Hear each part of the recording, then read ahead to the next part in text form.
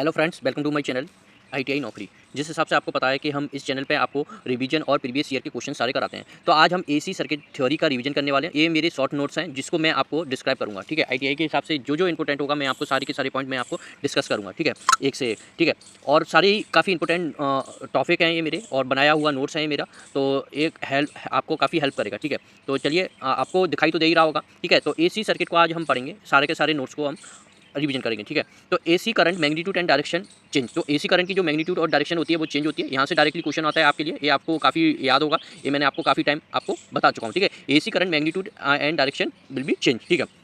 अब क्या होता है, DC current magnitude and direction no change. और डीसी करंट में क्या होता है, आपका मैग्नीट्यूड एंड डायरेक्शन कोई भी चेंज नहीं होता है, ठीक है। ये आपका सिंपल है। फ्रीक्वेंसी इक्वल टू क्या होता है, frequency equal to 1 time period होता है। और फ्रीक्वेंसी की आपकी डायरेक्टली यूनिट पूछी जाती है। फ्रीक्वेंसी की यूनिट क्या होती है आपकी, हर्ट्ज होती है, सेकंड इनवर्स होती है, और साइकिल पर सेकंड भी होती है। साइकिल पर सेकंड भी आपकी यूनिट होती है। साइकिल पर सेकंड और सेकंड इनवर्स और हर्ट्ज, ये आपकी क्या होती है, फ्रीक्वेंसी की यूनिट होती है, ठीक है। एम्पलीट्यूड क्या होता है, एम्पलीट्यूड मैंने आपको बता चुका हूँ, maximum value of the cycle, मतलब जो करंट की ये वैल्यू होती है, ये आपका क्या होता है, ये साइकिल, ये पॉजिटिव, ये नेगेटिव। पॉजिटिव साइकिल का जो मैक्सिमम ये गया होगा ना, दैट इज कॉल्ड एम्पलीट्यूड, और नेगेटिव साइकिल का जो गया होगा दैट इज कॉल्ड एम्पलीट्यूड। दोनों को क्या बोलते हैं, एम्पलीट्यूड। एम्पलीट्यूड क्या होता है, मैक्सिमम वैल्यू ऑफ पॉजिटिव और नेगेटिव साइकिल, ठीक है। पॉजिटिव और नेगेटिव साइकिल की मैक्सिमम वैल्यू को आपका बोलते हैं एम्पलीट्यूड बोलते हो, ठीक है। अब आ जाओ एवरेज वैल्यू, ये होप सो ये आपको सबको पता होगा, ये सिर्फ रिवीजन के पॉइंट ऑफ व्यू से मैं आपको बता रहा हूँ, जिससे कि आपको बहुत जल्दी रिकॉल हो जाए। ये सब कुछ आपने ऑलरेडी पहले कहीं ना कहीं से पढ़ाई होगा, ठीक है। एवरेज वैल्यू क्या होती है, एवरेज वैल्यू को डायरेक्टली फॉर्मूला आपसे पूछा जाता है 2Im बाई पाई। Im क्या होता है, मैक्सिमम वैल्यू होती है, मैक्सिमम वैल्यू ऑफ करंट, ठीक है। और पाई तो पाई होता है 2, और इसका डायरेक्टली इसको आपको ये याद रखना है, और ये हाफ साइकिल के लिए होती है, ठीक है। हाफ साइकिल के लिए होती है, इसका डायरेक्टली फॉर्मूला याद रखना है। आई एवरेज और वोल्टेज का आई एवरेज, ये दोनों का सेम होता है 0.637 Im, ठीक है। ऐसे ही ये वोल्टेज के बारे में पूछे तो क्या हो जाएगा आपका 0.637 Im, ठीक है। आई एम की जगह यहाँ पर Vm कर लेना, ये गलत लिख दिया हुआ, ठीक है। ये क्योंकि आई एवरेज है, आई वोल्टेज है, ठीक है। ये दोनों की दोनों आपकी क्या है, हाफ साइकिल के लिए, ठीक है। ये आपको सिंपल आ गया होगा। ये आपका लिखा हुआ आरएमएस वैल्यू, आरएमएस वैल्यू का फुल फॉर्म क्या होता है, root mean square value. Root mean square value आपका फुल फॉर्म होता है रूट मीन स्क्वायर वैल्यू, ठीक है। सो ये आपको पता ही होगा, ठीक है। और आरएमएस वैल्यू का डायरेक्टली आपको फॉर्मूला पूछा जाता है, आरएमएस वैल्यू इक्वल टू क्या होता है, Im बाई रूट 2, और वीआरएमएस का फॉर्मूला होता है Vm बाई रूट 2, ठीक है। और इसका डायरेक्टली ये आपको याद रखना है 0.707 Im, 0.707 Vm, ठीक है। ये साइनोसॉइडल वेव के लिए है, ये हाफ साइकिल के लिए। ऐसे ही बाकी सारी जो भी वेव होती है, रेक्टेंगुलर और ट्रायंगुलर, इन सारी वेव्स के लिए हम आपको आगे फर्दर आपको बता देंगे, ठीक है, वीडियो के लास्ट में, ठीक है। और nothing is mention then it is called RMS value. अगर जैसे कि आपकी 230 वोल्टेज आपकी आती है घरों में, तो इसके पीछे कुछ भी लिखा नहीं है, एवरेज है, आरएमएस वैल्यू है, लेकिन अगर कुछ नहीं लिखा तो आपको क्या मानना है, उसको आरएमएस वैल्यू आपको मान के चलना है, ठीक है। ये तो आपको पता ही होगा। Nothing is mention then it is RMS value. Form factor का डायरेक्टली फॉर्मूला होता है, फॉर्म फैक्टर का फॉर्मूला क्या होता है, RMS value upon average value. ये भी बहुत इंपॉर्टेंट है, आईटीआई के हिसाब से ये डायरेक्टली पूछा जाता है। और फॉर्म फैक्टर की वैल्यू क्या होती है, कांस्टेंट होती है, 1.11 होती है, ठीक है। क्या होती है, 1.11 होती है फॉर साइनोडियल वेव फॉर्म के लिए, ठीक है। अब आपका क्या आता है, पीक फैक्टर और क्रिस्ट फैक्टर। पीक फैक्टर और क्रिस्ट फैक्टर दोनों ही एक ही है, केपी से इसको डिनोट करते हैं। इसका फॉर्मूला होता है maximum value upon RMS value. Maximum value upon RMS value, ये भी आपकी क्वेश्चन वैल्यू होती है 1.414 फॉर साइनोसॉइडल वेव के लिए होती है, ठीक है।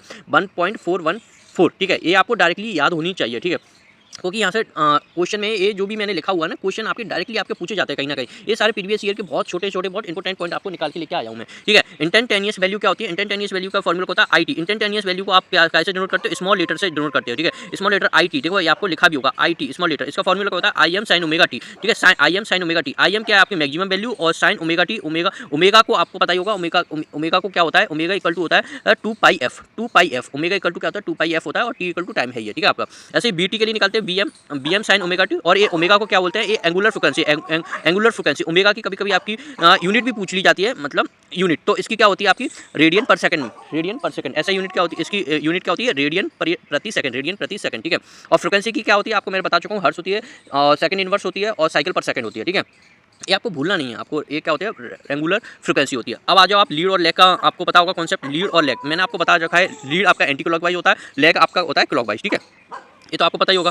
और आपको हमेशा मैं एक आपको ट्रिक बता देता हूँ, इसको याद रखने की। आपको हमेशा माने कि बोले कि करंट लीड है, ये लीड है, तो आपको हमेशा याद रखना है कि वोल्टेज के रिस्पेक्ट में अपन किसी भी चीज़ को नापेंगे। अगर लीड में बात करेंगे तो वोल्टेज के रिस्पेक्ट में करंट लीड करेगी, लैग करेगी तो करंट आपकी लैग करेगी। अब आप क्या कर देता है, इसके चक्कर में आपको यहाँ पर कभी कभी करंट के रिस्पेक्ट में पूछ लेता है। अगर करंट के रिस्पेक्ट में आप देखोगे तो ये क्या वोल्टेज क्या कर रहा है, लैग कर रहा है। और वोल्टेज के रिस्पेक्ट में आप देखोगे यही करंट आपका क्या कर रहा है, लीड करना है। तो आपको इंपॉर्टेंट बातों पर ध्यान देना, ठीक है। तो ये आपको पता ही होगा, ठीक है।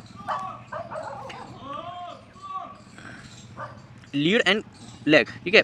It's voltage constant then current lead, ठीक है, वही मैंने बताया, वही लिखा हुआ है, if current constant then voltage lead, ठीक है, ये आपका हो गया, ठीक है। और देखो यही मैंने आपको बताया, लैग आपका क्या होता है क्लॉकवाइज, लीड क्या होता है आपका एंटी क्लॉकवाइज, ठीक है। और एंटी क्लॉकवाइज को आप नेगेटिव से डिनोट करते हो और क्लॉकवाइज को आप पॉजिटिव से डिनोट करते हो, ठीक है। अब आ जाओ आप रजिस्टर, इंडक्टर, कैपेसिटेंस, इनमें क्या क्या डिफरेंस होते हैं। रजिस्टर क्या